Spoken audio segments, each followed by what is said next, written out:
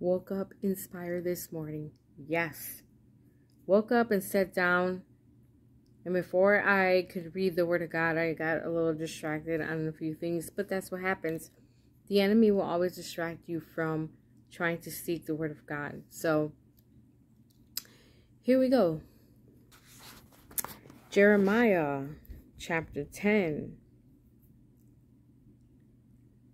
We're going to go through this whole thing here, but either way. We're going to talk about idols.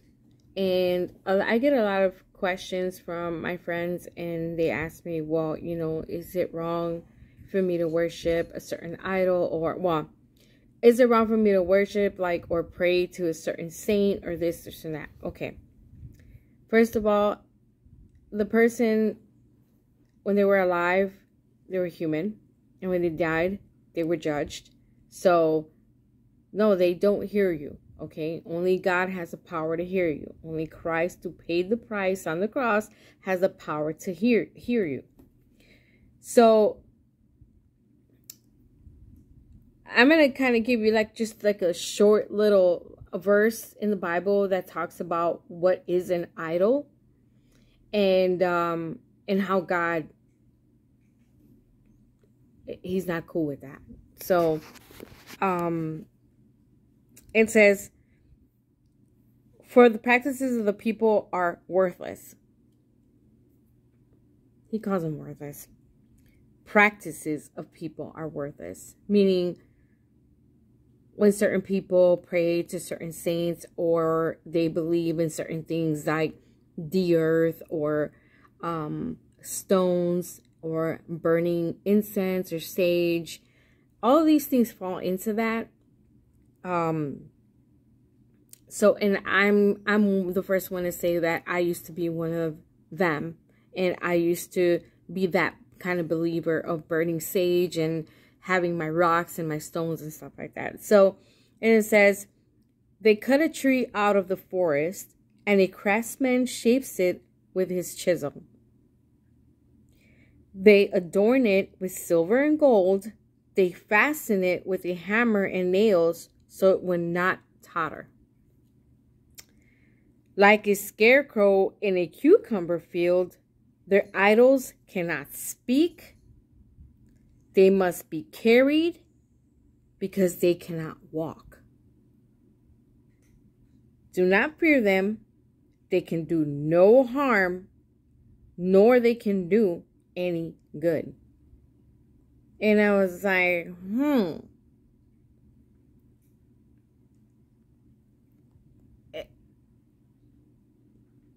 It's easy.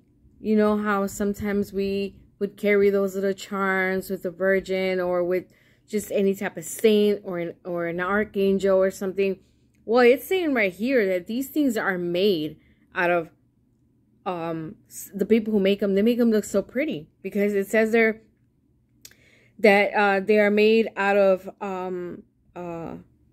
gold, and they do all kinds of colors on them, make them look pretty, so that it could be something sacred. How many times have we held a charm or something and it's sacred? We won't throw it away because it's sacred. I've been guilty of that. So here you go. Jeremiah 10 pretty much explains everything from verse 1 to verse 5. It explains what an idol to God is and how it brings anger. And God was very upset that the people were creating these idols to worship when God himself was God. And I don't get it. Seriously. Look, if it's your faith, it's your faith. But I just don't understand. I don't do the middleman. And to me, that stuff is like a middleman. So I go straight to God, honestly. I really do. And I have not had one problem with it. I don't know why people think that God is too busy. He's not. He is a mystery, but he is everlasting. He is everywhere. I'm sorry. I mean, God's always gone back to me. So even if my message went to voicemail, it's always come back to me.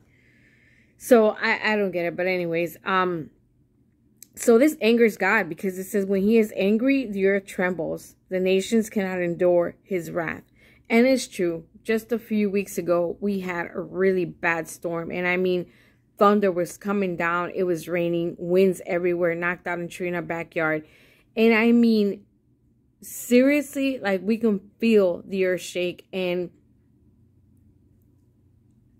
I am a believer, but I felt the fear of God. It wasn't even so much I was fearful for what was going on out there. It was just like, uh-oh.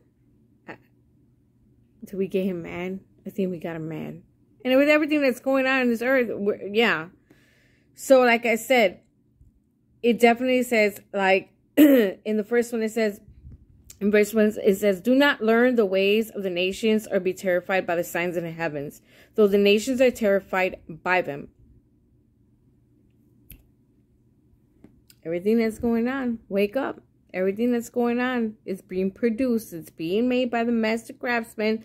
Why? Because he wants to make it look good and cute, so that what? There would be some type of fear and reverence for it. And we need to focus just on God. That's who we fear.